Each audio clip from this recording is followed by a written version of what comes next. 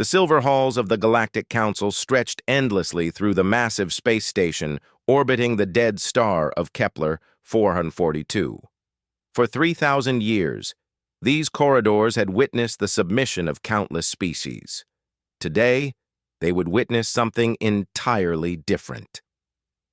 Ambassador Zara Keth of the Altarian Empire adjusted her ceremonial robes as she glided through the main assembly chamber. Her 6 eyes tracked the movement of dozens of species representatives, all preparing for what should have been a routine integration ceremony. The newest species to join the galactic community was called humanity, and their home planet Earth had been discovered just 18 months ago. The discovery had been accidental. A mining survey ship had detected unusual energy signatures from the third planet of a small yellow star. What they found defied all expectations: a species that had developed nuclear technology, space travel, and artificial intelligence without any guidance from the Council. It was unprecedented and deeply troubling. "The humans arrive within the hour," announced Counselor Vex Prime through his translation matrix. The tall, crystalline being's voice echoed through the chamber like wind through broken glass. "Their delegation size is concerning." Zara Keth's mandibles clicked with curiosity. Most new species sent a handful of representatives, usually their most submissive leaders, eager to please their new galactic superiors. According to the arrival manifests, humanity had sent 47 delegates from something called the United Nations, plus military advisors, scientists, and cultural attachés. "Perhaps they don't understand the protocols," suggested Ambassador Thornwick of the Beetle Collective, his antenna twitching nervously. "New species often overcompensate when they realize the magnitude of what they're joining."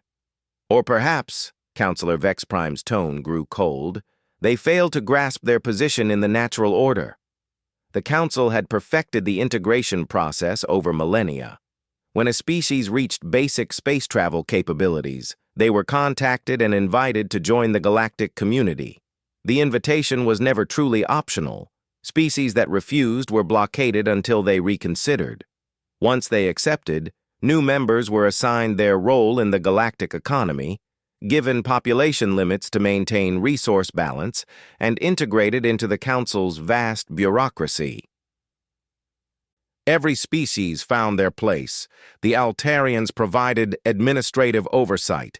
The Beetle Collective managed agricultural worlds.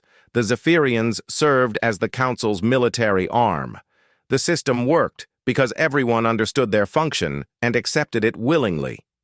Eventually, the humans had been assigned the role of raw material extraction specialists. Their planet's location made it ideal for mining operations in the Outer Rim territories. They would be relocated to designated mining worlds, their population capped at 50 million to prevent resource strain, and their technological development carefully monitored to prevent any complications. "Incoming transmission from Human Vessel Unity," announced the station's AI. "They're requesting permission to dock at Bay 47. "Bay 47?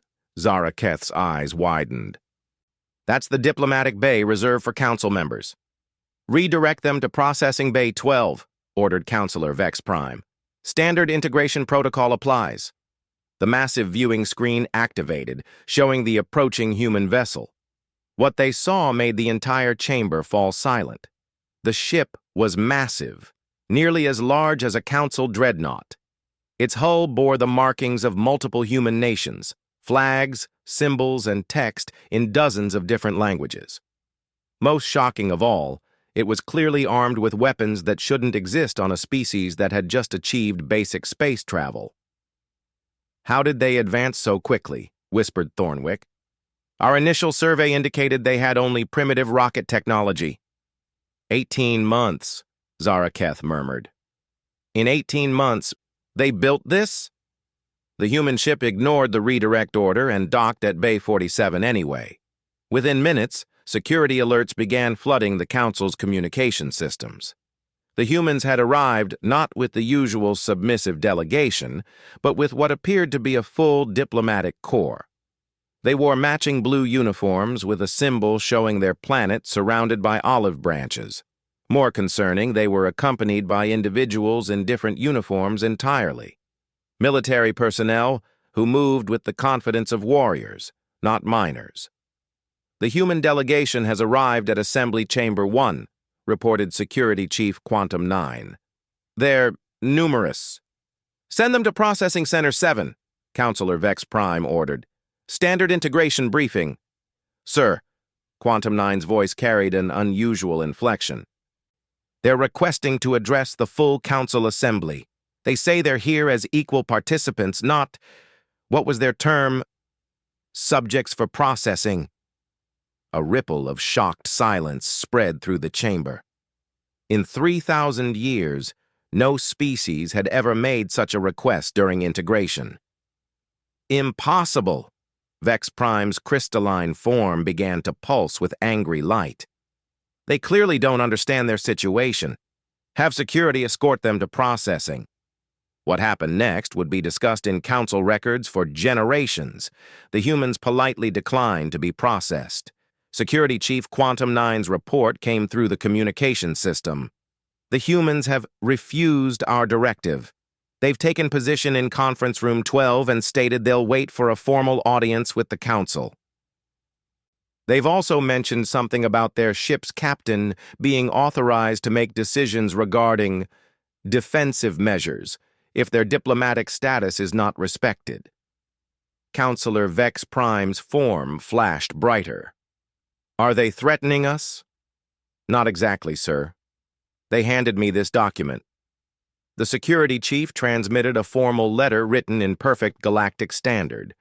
It was addressed to the Galactic Council and signed by someone called the Secretary General of the United Nations. The content was polite but firm. Humanity requested formal diplomatic relations as equals, not integration as subordinates. This is unprecedented. Thornwick buzzed nervously. What do we do when a species refuses integration? We remind them that refusal is not an option, Vex Prime declared. He activated the Council's general communication system. Attention human delegation, you will report to Processing Center 7 immediately.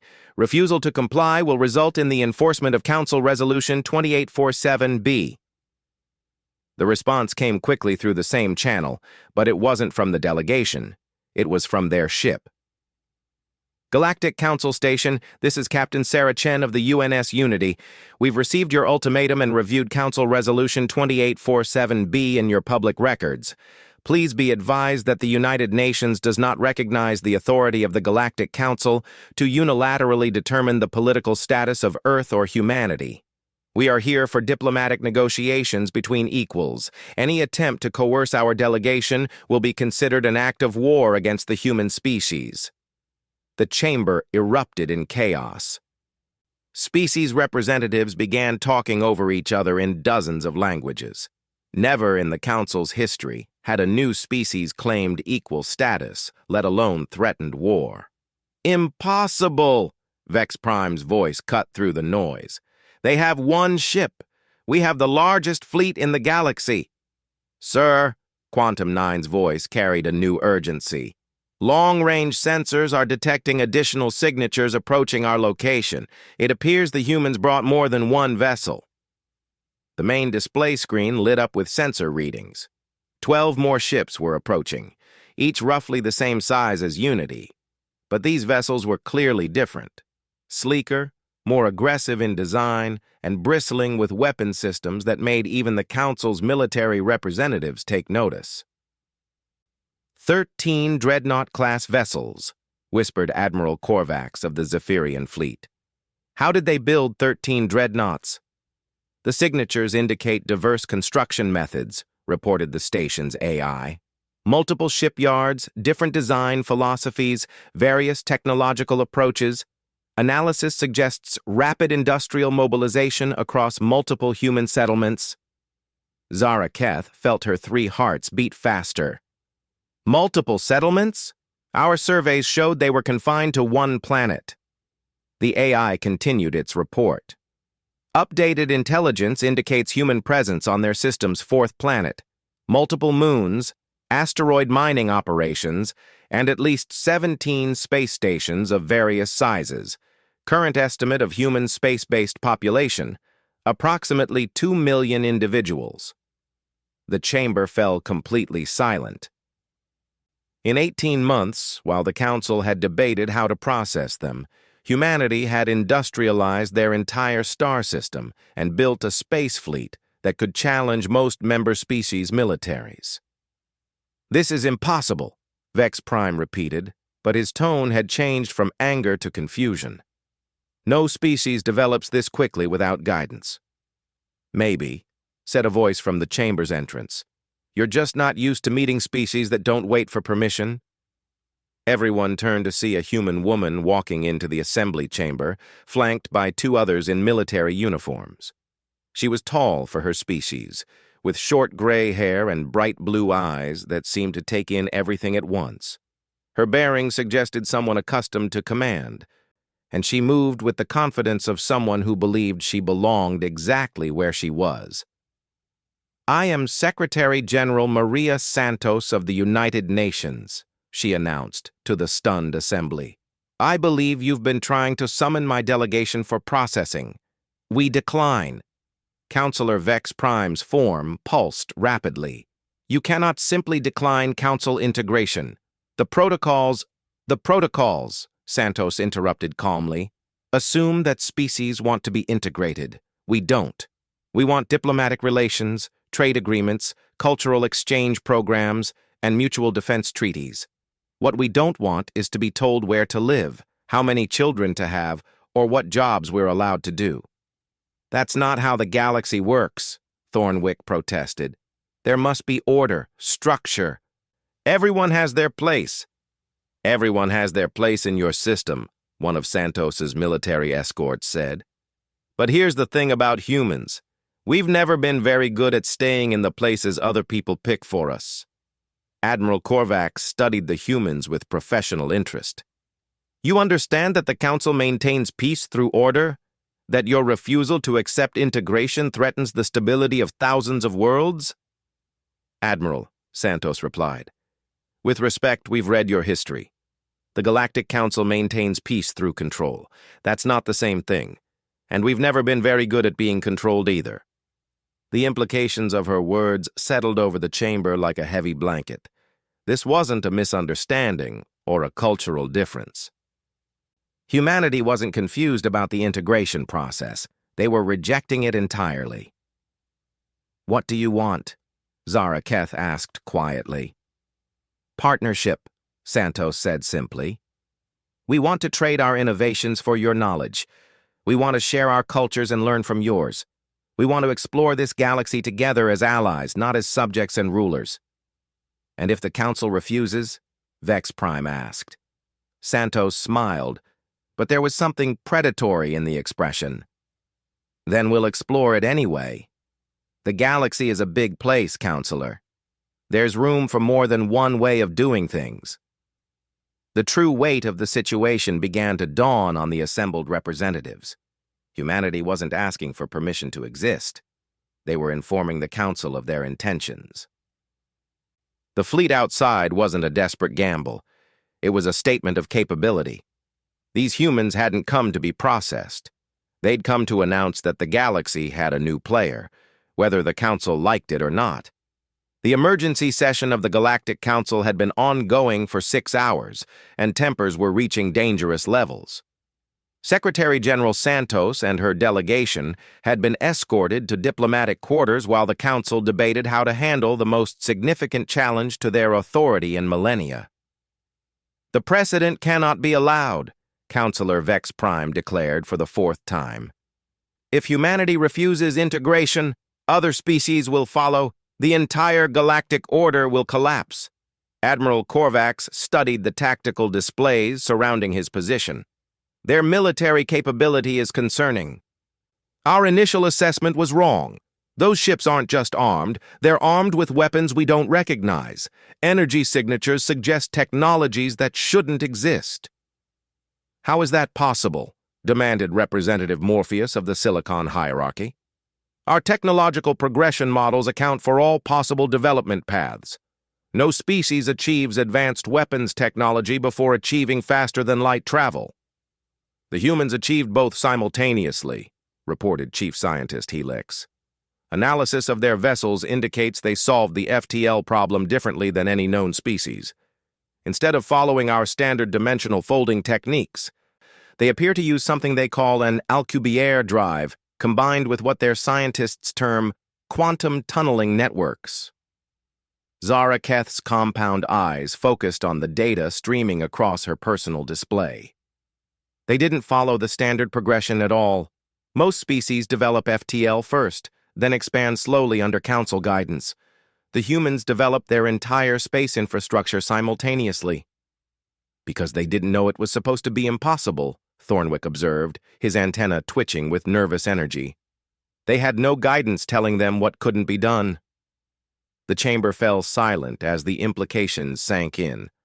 The council's integration process wasn't just about maintaining order, it was about maintaining technological control. By guiding species development, they ensured that new members never became threats to the established hierarchy. "Sir," Security Chief Quantum 9's voice interrupted the discussion.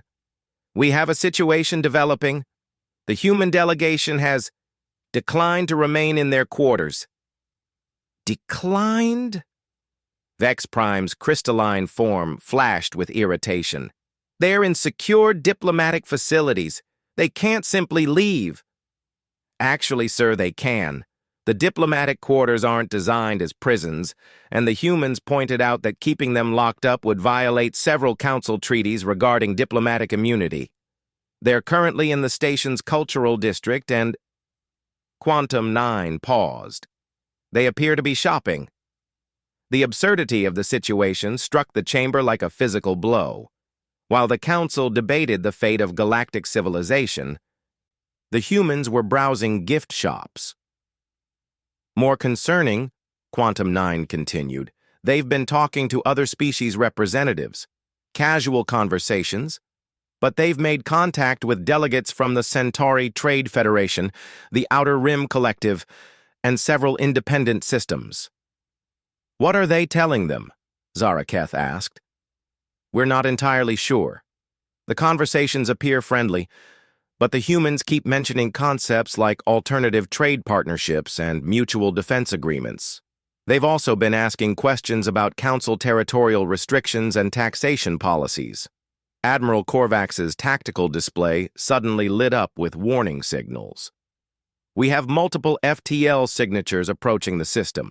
18 ships, various configurations, definitely not human design." The main chamber display activated, showing the approaching vessels. Unlike the human fleet's unified but diverse appearance, these ships represented multiple species, some council members, some independent systems, some that hadn't been seen in council space for decades. "The Andorian Free State," Admiral Korvax identified. "The Rigel Consortium, the Tau Ceti Independence Movement. How did they—" His voice trailed off as understanding dawned. "The humans contacted them." "Impossible," Vex Prime protested. "They've been in council space for less than a day. How could they establish communications with independent systems?" Chief Scientist Helix consulted her data streams. "Analysis indicates the human vessels possess extremely advanced communication arrays. They appear capable of real-time communication across interstellar distances.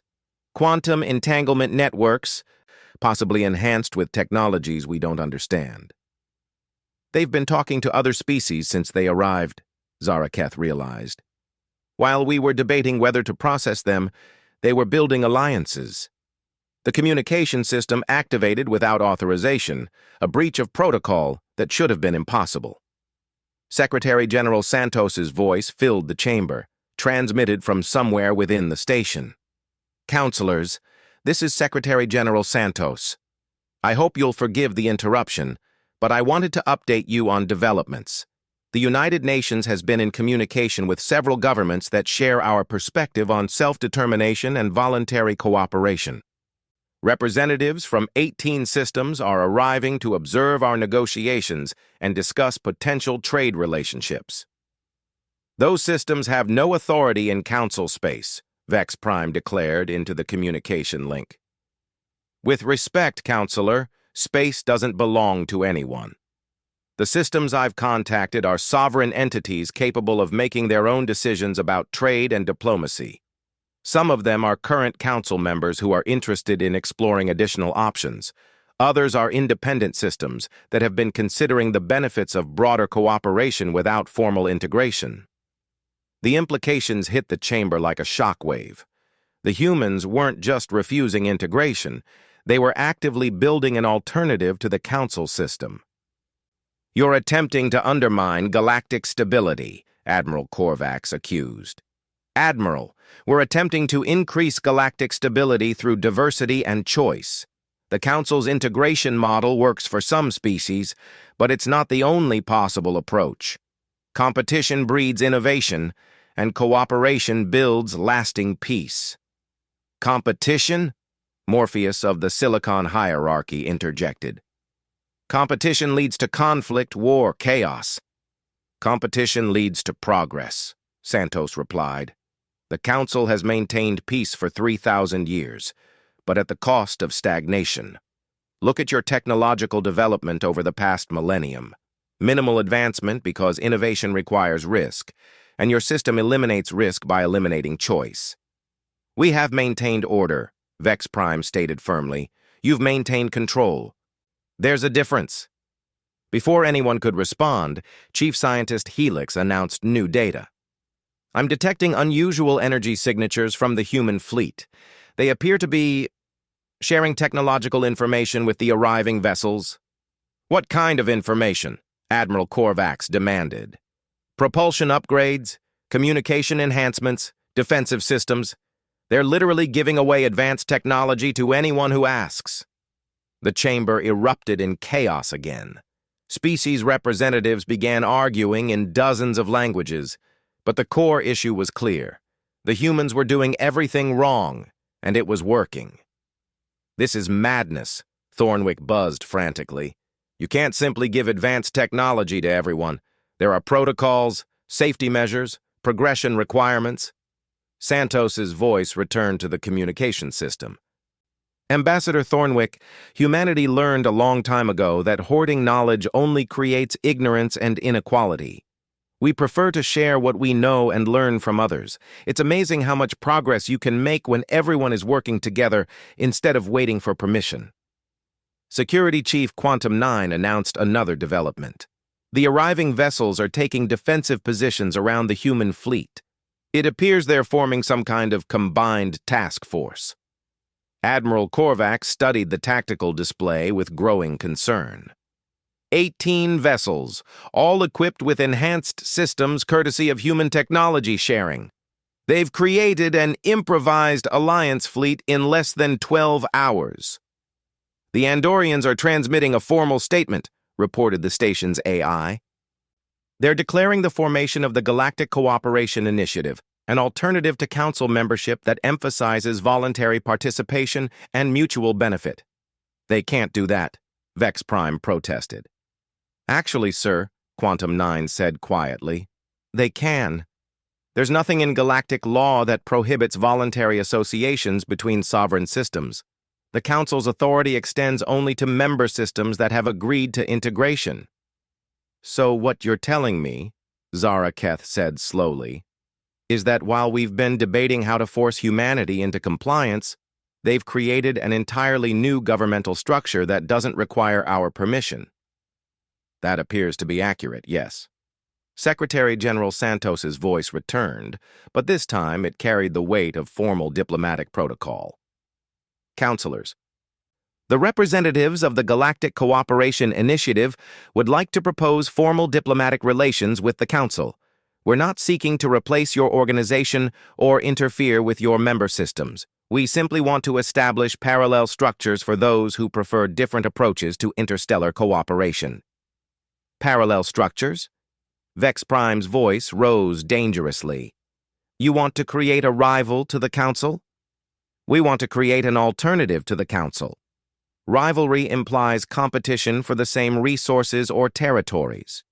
We're interested in cooperation with anyone who chooses to participate, including Council members who might want to explore broader options. The communication was interrupted by Admiral Korvax. Sir, we are receiving requests for communication from 17 Council member systems. They want to know more about this Galactic Cooperation Initiative. 17 systems? Morpheus asked in shock. Including 3 of our major agricultural suppliers and 2 key industrial centers, Korvax confirmed. The reality of the situation became clear to everyone in the chamber simultaneously. The humans hadn't just refused integration, they'd created competition for the Council's authority.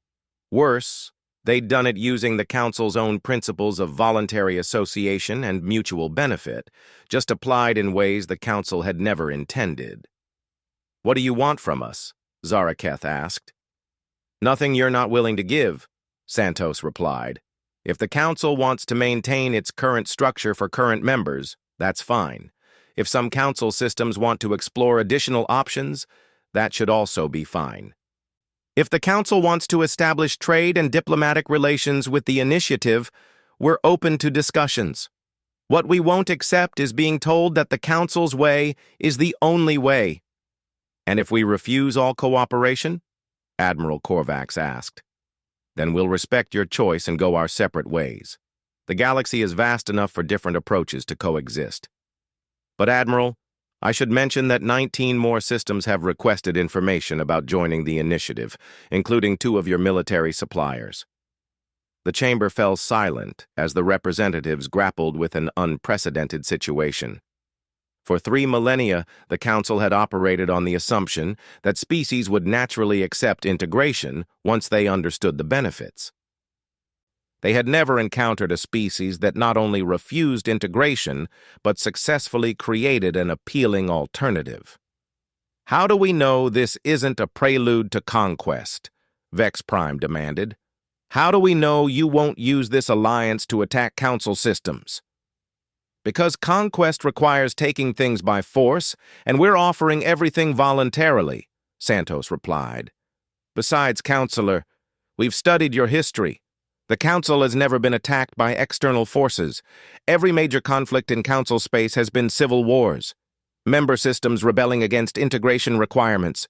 We're trying to prevent those conflicts by offering alternatives before they become necessary." The truth of her statement hung in the air like a challenge. The Council's greatest threats had always come from within, from species that accepted integration and later regretted it. "What you're proposing," Thornwick said slowly, "is the end of the Council as we know it." "What we're proposing," Santos corrected, "is the beginning of the Council as it could be. Instead of a single hierarchical structure that everyone must accept, multiple cooperative structures that species can choose between. Instead of integration or isolation, partnership based on mutual interest. Instead of stagnation maintained through control, progress achieved through voluntary cooperation." "It will be chaos," Morpheus insisted. "It will be change. And yes, change is chaotic. But chaos isn't necessarily bad, it's just unpredictable. And unpredictability leads to innovation, growth, and discoveries you never could have planned." Chief Scientist Helix Spock, 48 hours after the humans had first refused integration, the Galactic Council faced the largest constitutional crisis in its 3,000-year history. The emergency session had been suspended twice as representatives consulted with their home governments, and when it reconvened, the chamber was noticeably different. Empty seats marked the absence of 7 major council members who had withdrawn to consider their options. 3 others had formally requested permission to establish diplomatic relations with the Galactic Cooperation Initiative while maintaining their council membership. Most concerning of all, the Centauri Trade Federation had announced they were leaving the council entirely to join humanity's alternative structure. Ambassador Zara Keth reviewed the reports flooding her personal display. Across council space, system governments were holding emergency sessions. Some demanded military action against the human rebellion. Others questioned whether the Council's integration model was still relevant in a galaxy where species could develop independently. A few had begun conducting their own analysis of humanity's alternative proposals. The situation has evolved beyond a simple integration dispute, Councillor Vex Prime announced to the reassembled chamber. His crystalline form had lost much of its aggressive glow, replaced by the dimmer light of uncertainty.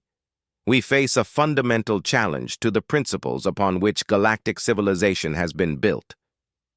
The principles, corrected a voice from the chamber's entrance, upon which one version of galactic civilization has been built. Secretary General Santos entered the chamber, but she was not alone. Behind her walked representatives of 12 different species, some council members, some independents, some from systems the council had never formally contacted. Among them, Zaraketh recognized Admiral Terex of the Andorian Free State and Trade Master Venix of the Outer Rim Collective. Secretary General, Admiral Korvax acknowledged with professional respect that hadn't been present in their earlier conversations. We understand you've been conducting additional negotiations. We have, Santos confirmed. The Galactic Cooperation Initiative has grown to include 37 systems, with 15 more requesting membership. More importantly, we've been working on something we think might interest the Council. She activated a portable holographic projector, filling the center of the chamber with a three-dimensional map of local galactic space. It showed Council territories in blue, initiative systems in green, and independent systems in yellow. The display was stunning and concerning. This is the galaxy as it exists today, Santos explained. Blue areas represent the Council's traditional sphere of influence. Green shows systems that have joined the initiative. Yellow indicates independents who haven't chosen either structure. Admiral Korvax studied the display with tactical eyes. The initiative controls key trade routes through the Orion Arm. We don't control anything, Trade Master Venix corrected. The routes are open to all peaceful traffic. That's the difference between our approaches. Santos highlighted different regions of the map. What you're seeing is the result of choice rather than assignment.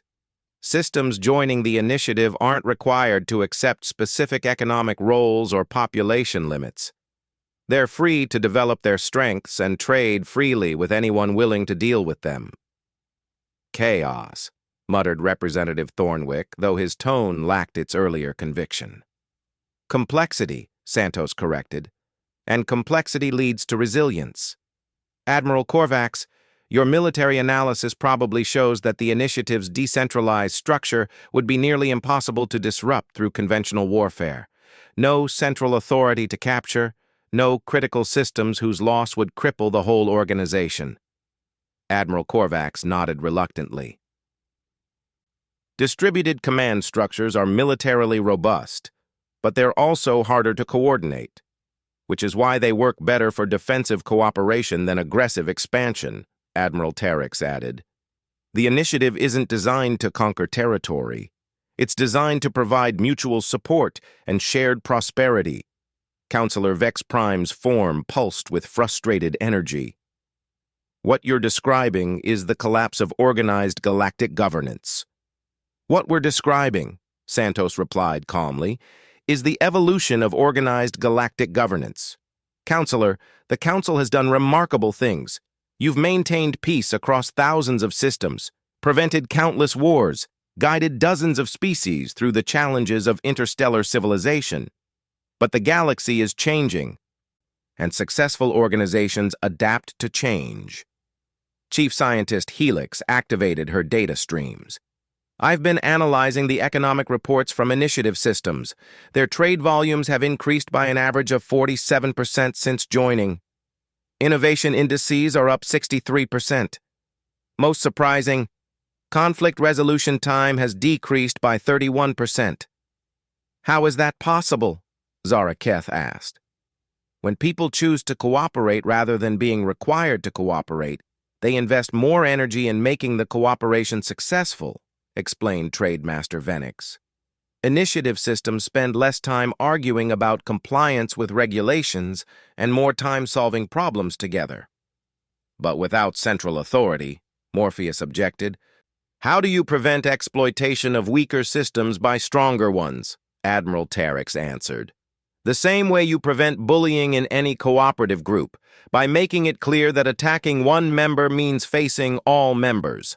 The initiative's mutual defense agreements aren't just military. Economic exploitation or political coercion against any member triggers coordinated response from all members. You're describing an alliance, not a government, Vex Prime observed. Exactly, Santos agreed.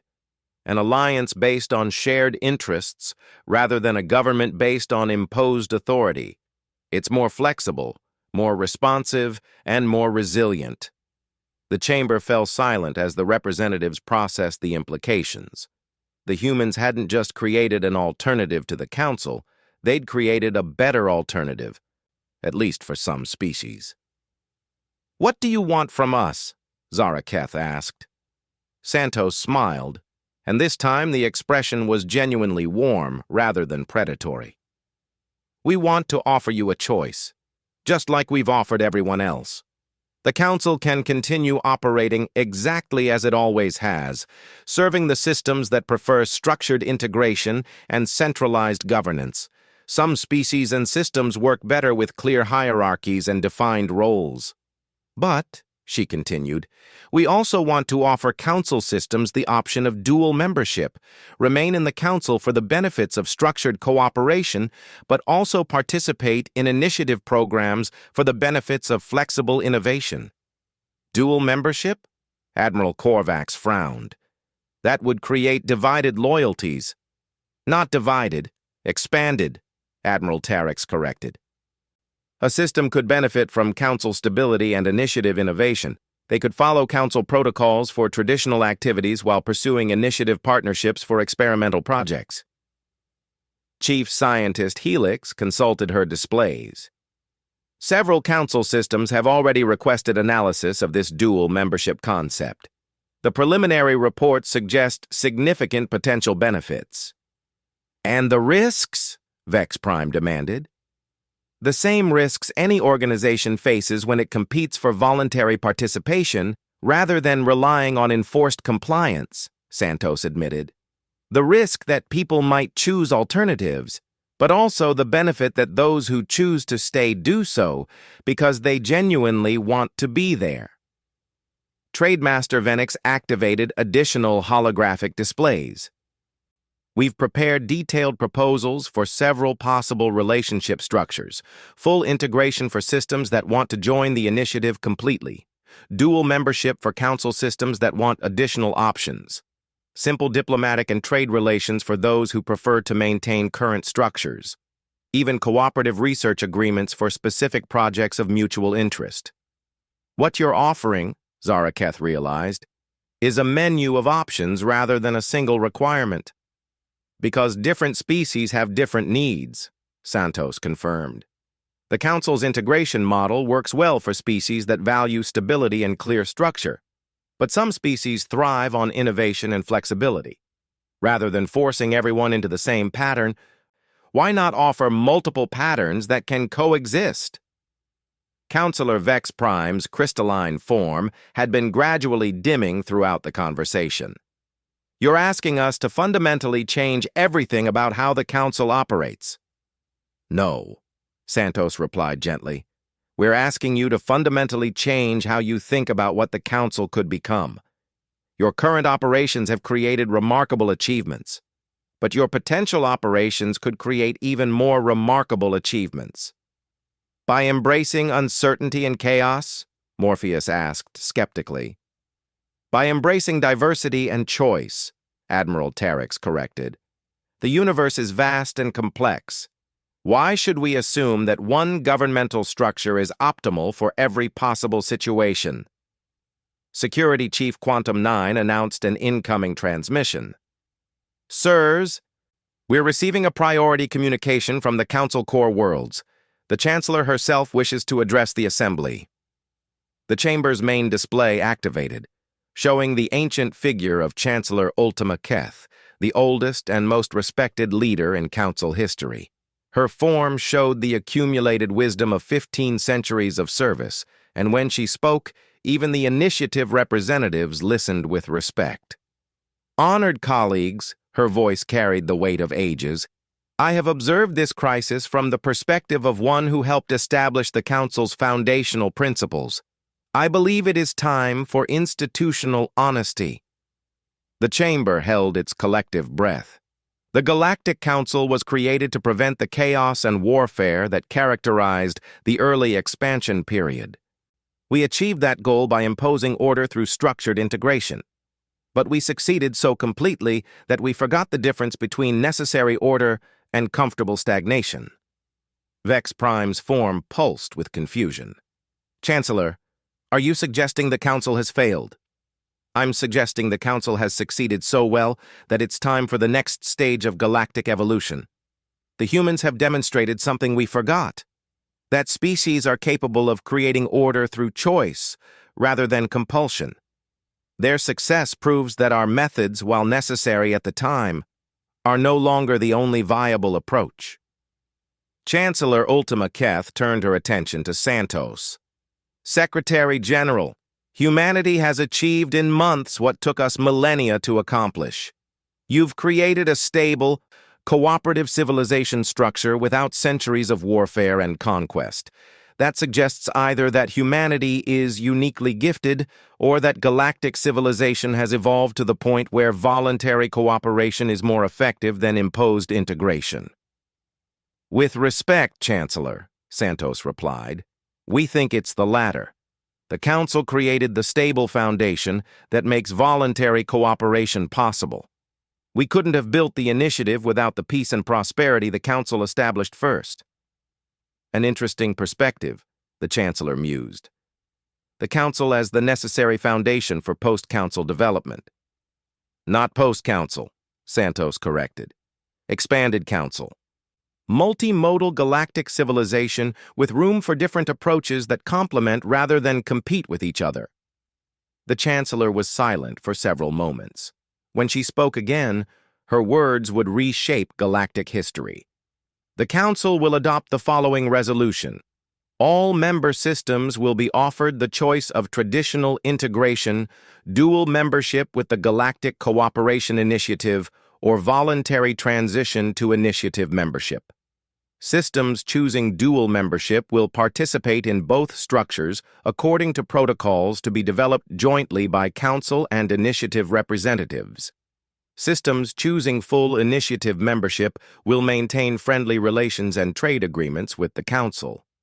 Furthermore, she continued, the Council will establish a new category of governance, experimental cooperation zones where new approaches to interstellar organization can be tested. The initiative will administer the first such zone, with Council observation and support. The implications hit the chamber like a shockwave. The Council wasn't just accepting the initiative. They were embracing the principle of choice that humanity represented. This is wisdom, Admiral Korvax declared. Competition makes both structures stronger. This is evolution, added Chief Scientist Helix. Natural selection for governmental systems. Secretary General Santos stood and formally saluted Chancellor Ultima Keth. Chancellor, the United Nations and the Galactic Cooperation Initiative are honored to partner with the Council in exploring the next stage of galactic civilization. As the representatives filed out of the chamber to begin implementing the new reality, Zara Keth reflected on what had transpired. Humanity had done more than refuse integration. They had proven that integration itself was just one option among many. They had forced the galaxy's most powerful organization to evolve by demonstrating that evolution was possible. The day the Council discovered humanity refuses to obey had become the day the galaxy discovered that obedience was no longer necessary for civilization to thrive. Choice, cooperation, and voluntary association could create order just as effectively as hierarchy and control, perhaps more effectively. In the observation deck overlooking the Great Assembly Chamber, Santos watched the mixed fleets of Council and Initiative vessels beginning joint exercises. Humanity had set out to explore the galaxy and ended up reshaping how the galaxy governed itself. It was, she reflected, a very human thing to do, refuse to accept that things had to be the way they'd always been, and then prove that better alternatives were possible. The galaxy would never be the same, and that was exactly as it should be. Quietly. The humans achieved more technological advancement in 18 months of independence than most Council species achieve in centuries of guided development. Because they weren't afraid to fail, Santos agreed. They weren't constrained by assumptions about what was possible or proper. They simply identified problems and worked to solve them, regardless of whether their solutions fit established patterns. The communication system fell silent, leaving the chamber to grapple with the most fundamental question in the Council's history. What happens when someone offers a better alternative to your way of life? Outside, the combined fleet of the Galactic Cooperation Initiative continued to grow as more systems arrived to explore humanity's alternative vision of galactic civilization. Inside, the representatives of the most powerful governmental structure in the galaxy struggled with the realization that power based on control was no match for influence based on choice. For 3,000 years, the Galactic Council had grown accustomed to species that understood their place in the natural order. Today, they had encountered a species that insisted on making their own place instead. The age of unquestioned council authority was over, and nobody in the chamber quite knew what would replace it.